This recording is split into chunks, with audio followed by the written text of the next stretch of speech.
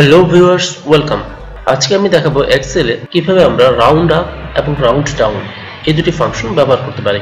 যারা আমরা এক্সেলে কাজ করি তারা প্রায়শই দেখি কোনো একটি নাম্বারকে যখন কোনোভাবে আমরা ডিভাইড করি তখন ফ্র্যাকশন ফিগারে চলে আসে, তখন আমাদের রাউন্ড ফাংশনের ব্যবহার করতে হয় এবং অনেক ক্ষেত্রে রাউন্ড ফাংশন যথাযথ রেজাল্ট দিতে পারে না। সেক্ষেত্রে আমরা রাউন্ড আপ বা রাউন্ড ডাউন এই অপশনগুলো ব্যবহার করে থাকি। তো চলুন দেখে আসি কিভাবে আমরা রাউন্ড আপ এবং রাউন্ড ডাউন ফাংশন ব্যবহার করব।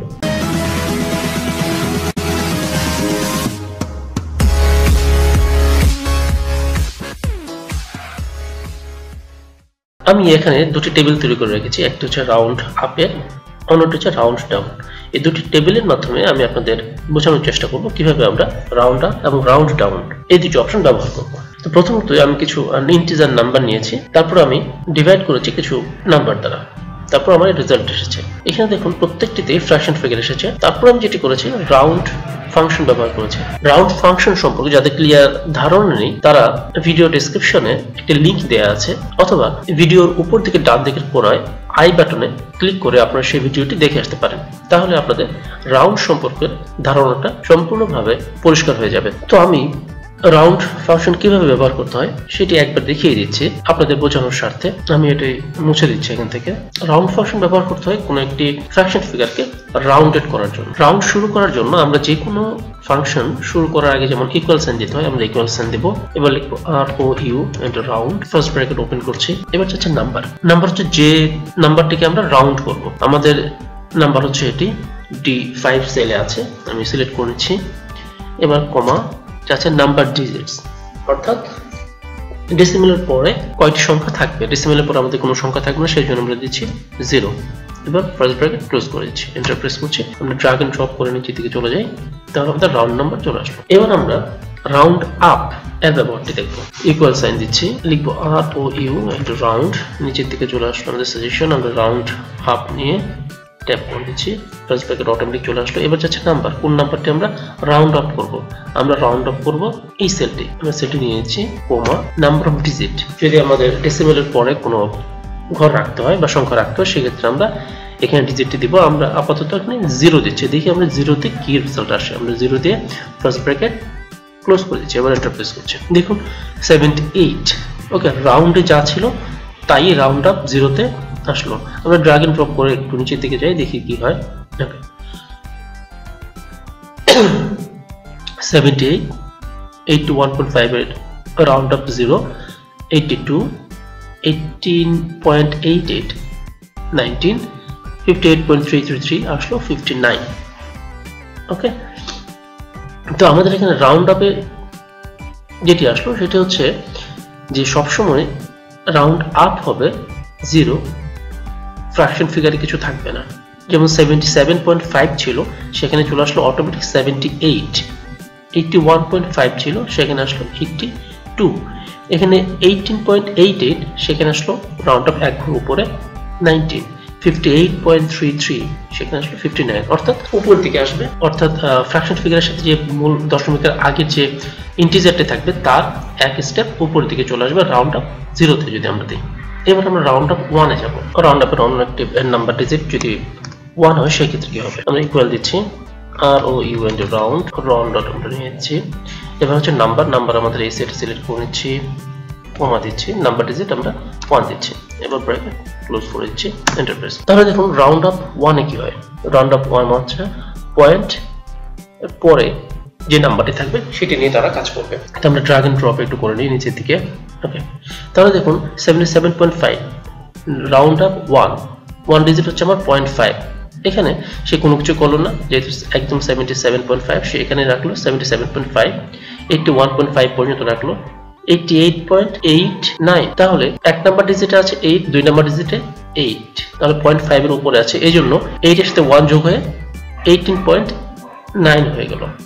এবং পরেরটি আসুন 58.33, এখানে আসলো 58.4, অর্থাৎ রাউন্ড আপ এক নাম্বার ডিজিটের জায়গায় এক স্টেপ উপরে যাবে। এবার আমরা রাউন্ড আপ 2-তে আসি। ইকুয়াল আর ইউ এন্ড রাউন্ড আপ সেটে সিলেক্ট করে নিচ্ছি, কমা দিয়ে 2 লিখছি, ব্র্যাকেট ক্লোজ করছি, এন্টার। তাহলে এখানে কি হয়, আমরা একটু ড্র্যাগ এন্ড ড্রপ করি। এখানে হচ্ছে রাউন্ড আপ 2, অর্থাৎ 2 নাম্বার ডিজিটে আমার পরিবর্তনটি আসবে। 77.5, এখানে এক নাম্বার হচ্ছে 5 এবং দুই নাম্বার হচ্ছে 0, তাহলে এখানে কোনো পরিবর্তনের কিছু নেই। এই জন্য 77.50, 81.50 জায়গায় সেম 81.50। এবার হচ্ছে 18.88, এখানে দুই নাম্বার ডিজিট হচ্ছে আপনার 8 এবং তিন নাম্বার ডিজিট হচ্ছে 8, যেহেতু 0.5 এর উপরে সেক্ষেত্রে এই 8 এর সাথে 1 যোগ হয়ে 89 হয়ে গেল এবং 58.33 জায়গায় 58.34 হলো। তো এইভাবে আমরা রাউন্ড আপ ফর্মুলাটি ব্যবহার করতে পারি আমাদের প্রয়োজন মতো। এবার আমরা আসি রাউন্ড ডাউনে। তো রাউন্ড ডাউন আমি ইকুয়াল শুরু করছি, রাউন্ড আর ও ইভেন্টের রাউন্ড ডাউন নিয়ে নিচ্ছি আমি নিচ থেকে। এবার আমাদের সেলটি সিলেক্ট করতে হবে, কোন সেলের নাম্বারটি আমরা রাউন্ড ডাউন দেখাবো। সিলেক্ট করে নিচ্ছি, কমা দিয়ে আমি 0 দিচ্ছি প্রথমে।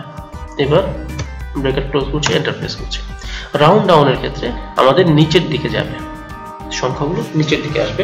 যেমন 77.5 আমার 77 থাকলো, 81.50, 81, 88.88, 80, 58.33, 58।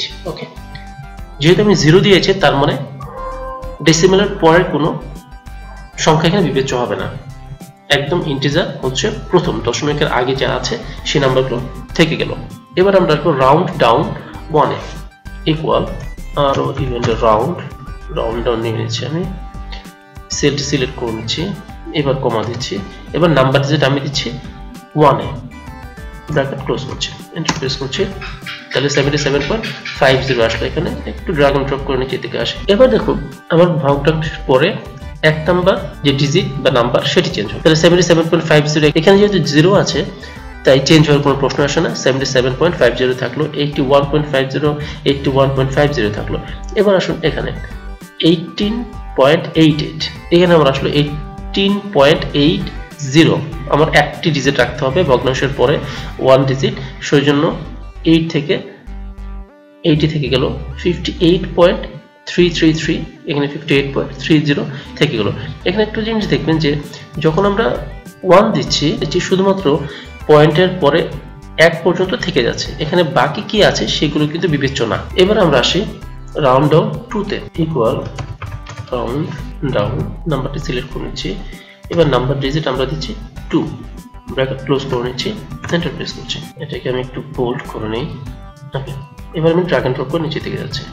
প্রথম দুটি সেম থাকবে যেহেতু 2 নম্বর ঘরে 0, কোনো পরিবর্তনই আসলো না। এবারে দেখুন 18.88, এখানে আমার আসলো 18.88। রাউন্ড ডাউন যেহেতু নিচের দিকে যাবে সো কোনো পরিবর্তন আসছে না। যদি এখানে উপর দিকে আসতো যে রাউন্ড আপ সেক্ষেত্রে 88 জায়গায় 89 হয়েছে, কিন্তু যেহেতু নিচের দিকে আসবে কোনো পরিবর্তন আসবে না। 88.88 2 ঘর পর্যন্ত থেকে যাবে।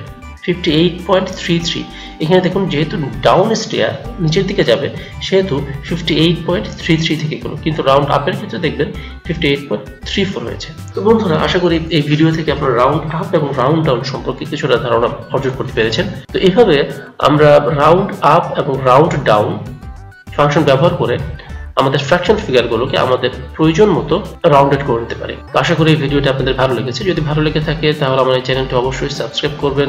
ভিডিওটি ভালো লেগে থাকলে লাইক করবেন, কমেন্টস করবেন এবং শেয়ার করবেন। নতুন কোনো ভিডিও নিয়ে আবার আপনাদের সামনে দেখা হবে। ভালো থাকুন, ধন্যবাদ। আমার এই চ্যানেলটি এখনো যারা সাবস্ক্রাইব করেননি প্লিজ সাবস্ক্রাইব লেখা বাটনে ক্লিক করে সাবস্ক্রাইব করে নিন। পাশের নোটিফিকেশন বেল আইকনে ক্লিক করুন, এতে করে আমার চ্যানেলের সকল আপডেট পৌঁছে যাবে আপনার কাছে সবার আগে।